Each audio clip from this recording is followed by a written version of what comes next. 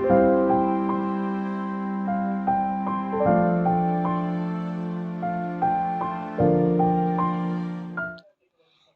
Everyone, good morning. আশা করছি তোমরা সবাই ভালো আছো, সুস্থ আছো। আমিও ভালো আছি, সুস্থ আছি। তোমাদের সাথে নতুন আরও একটা ব্লগ শেয়ার করার জন্য আমি চলে এসেছি।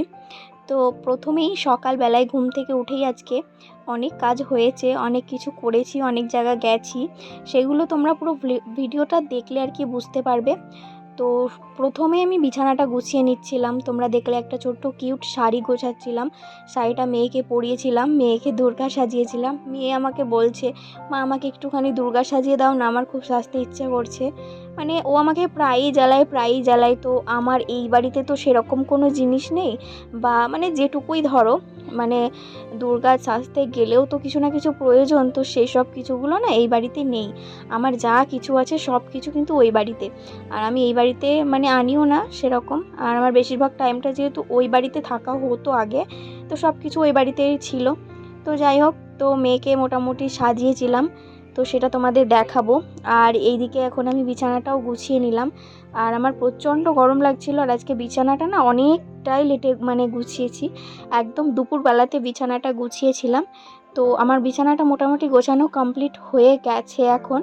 তো এখন আমি একটু ওষুধ খেয়ে নেব, মানে যে ওষুধটা আমার আছে খাওয়ার আগে, তো সেই ওষুধটা খেয়ে নেব। তারপরে আরও কী করব সেটা তোমাদের দেখাবো। আর ওষুধগুলো না ঠিক টাইম মতন আমি খেতেই পারছি না। মানে সকালের ওষুধটা যদি খাচ্ছি তো দুপুরে ভুলে যাচ্ছি, আর রাতেরটা তো মানে খাওয়াই হয়, মানে রাতেরটা ভুলি না। প্রত্যেক দিন রাত্রিবেলা আমি কোনো ওষুধ খেতেই ভুলি না, শুধু কেন জানি না সকাল আর দুপুরটা না একটুখানি গুলিয়ে যায়। তো যাই হোক, আমি ওষুধগুলো এখন খেয়ে নেব। সকালে যেটা ছিল সেই ওষুধটা খেয়ে নিলাম। তারপরে তো খাওয়ার পরে রয়েছে, তারপরে আবার দুপুরে রয়েছে, মানে 3 বেলায় না ওষুধই খেতে হয়। তো আমি না মানে কখন কোন ওষুধটা খাবো সময় তো লেখাই আছে, কিন্তু আমার নিজেরই মন থেকে মনেই থাকে না। মানে খাওয়া দাওয়া করলাম, তারপরে একটু এসে শুয়ে পড়লাম, তো ব্যাস আর আমার মনেই পড়লো না। তো যাই হোক, ওষুধটা খাওয়া শেষ করলাম। তারপর আমি এই যে কয়েকটা ডাল পুরি নিয়ে চলে এসেছি দেখো খাবার জন্য। তো দিদির মেয়েটাকে পাঠিয়েছিলাম দোকানে, তো খাওয়া দাওয়া করে নিলাম। খাওয়া দাওয়া করে এখন দেখতে পাচ্ছ বোনের মেয়েকে নিয়ে বেরিয়ে পড়েছি। না না, আমরা শুধু দুজনে না, বোনের মেয়েকে তো আমি আর নিয়ে সামলাতে পারবো না। তো বোন আছে, আর আমি আছি, আর বোনের মেয়ে আছে, 3 জনে মিলে এখন একটু যাচ্ছি।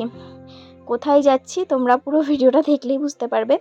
একটুখানি গেছিলাম আমাদের মানে বাড়ি থেকে একটুখানি দূরে, মানে যেখানে ধরো পার্লার, তারপরে হাট রয়েছে, তারপরে তোমার ওই যে মানে পুজোর প্যান্ডেল হয়েছে, সব কিছু মোটামুটি ওই দিকেই গেছিলাম আর কি।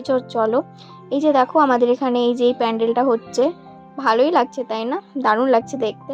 আর একদম মেন রোডের ধারে দাঁড়িয়ে আছি। গেছিলাম হচ্ছে জামা কাপড়ের হাটে, ওখান থেকে এসে প্যান্ডেলটা দেখলাম। দেখার পরে যে পার্লারের সামনে দাঁড়িয়ে আছে আমার বোন আর বোনের মেয়ে, তো আমরা এখন পার্লারে যাব। পার্লার থেকে বেরিয়ে আমরা বাড়ি চলে এসেছি। আর বাড়ি এসে এই যে দেখো মেয়েকে বললাম তো তোমাদের আগেই যে মেয়েকে সাজিয়েছি। আর আমার মেয়ে যেই ছোট্ট শাড়ি আর ব্লাউজটা পরে আছে না, এই ছোট্ট শাড়ি ব্লাউজটা কিন্তু আমার মা এতটাই যত্ন করে তুলে রেখেছিল যে এখন আমার মেয়ে পরতে পারছে। সেই ছোট্টবেলায় এগুলো কিন্তু আমি পরে ঘুরে বেড়াতাম, আর এখন আমার মেয়ে পরছে। দেখো এই যে আমার মেয়েকে কি সুন্দর সাজিয়ে দিয়েছি, আলতা পরিয়ে দিয়েছি, কিছুটা মা দুর্গার মতো আমার সোনা মাকে সাজিয়েছি। যাই হোক, তারপরে তো মানে দুর্গাপুজো তো চলেই এলো, হাতে গোনা আর মাত্র মানে কয়েকটা দিন বললেই চলে, ওই 3 থেকে 4 দিন মতো।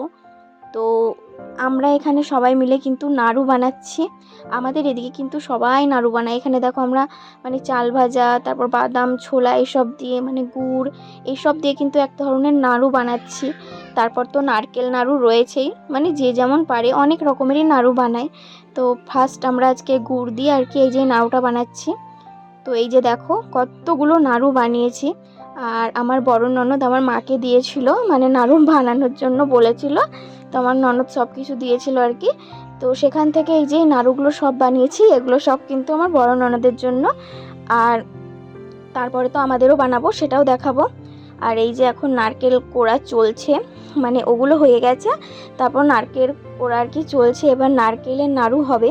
আর তোমাদের আমি আগের দিন কোনো ভিডিও দিইনি, আর আগের দিন ভিডিও দিয়েছি ঠিকই, কিন্তু মানে আগের দিনের ব্লগটাই আমি কি করেছি সেটা তো শেয়ার করিনি। যাই হোক বন্ধুরা, মেয়েটা একটু ডিস্টার্ব করছিল, তো চলো তোমরা দেখতে থাকো। আর এদিকে আমার বোন কিন্তু নারকেলটা কোড়াচ্ছে, আর আমি বললাম যে তুই না পারলে তারপর আমি কোড়াবো।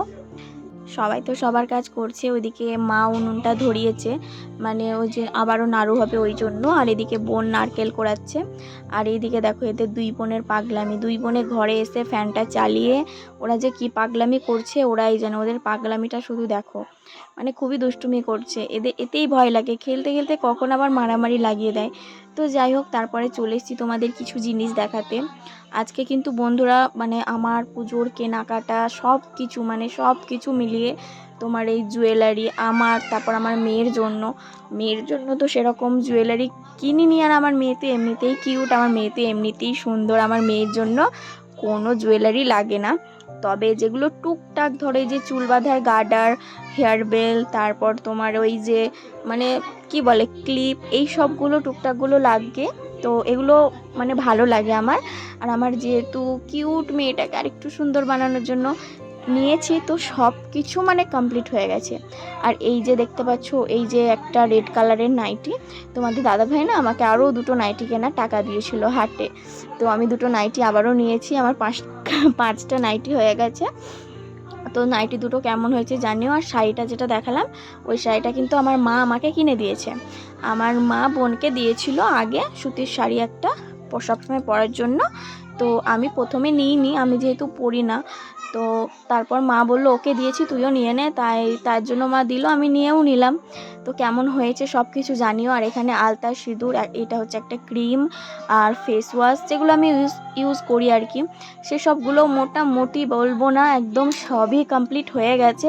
শুধু বাকি রয়েছে এই যে দুটো নাইটি নতুন নিয়েছি না, এই দুটো নাইটি শুধু একটু মানে সেলাই করলেই আমার সব কিছু কমপ্লিট। আর কোনো কিছুই বাকি নেই, ধরো পুজোর জন্য সব কমপ্লিট। তোমাদেরও কি কমপ্লিট হয়ে গেছে বন্ধুরা? অবশ্য কিন্তু জানিও।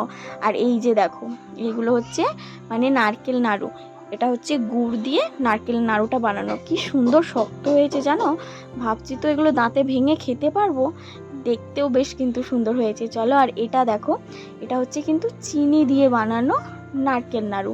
তো এই দুটোই হচ্ছে আমি মার কাছে বানিয়ে নিয়েছি। আমি নিজেও বানাতে পারি না বলবো না, আমি 1 বছর চেষ্টা করেছিলাম, তো নিজেও বানাতে পেরেছিলাম। আর এগুলো মার কাছে বানিয়ে নিয়েছি। সারাদিন কি করেছি সেটা তো তোমাদের সাথে শেয়ার করেছি, ভাবলাম পার্লারে গিয়ে কি করেছি সেটাও শেয়ার করে দিই।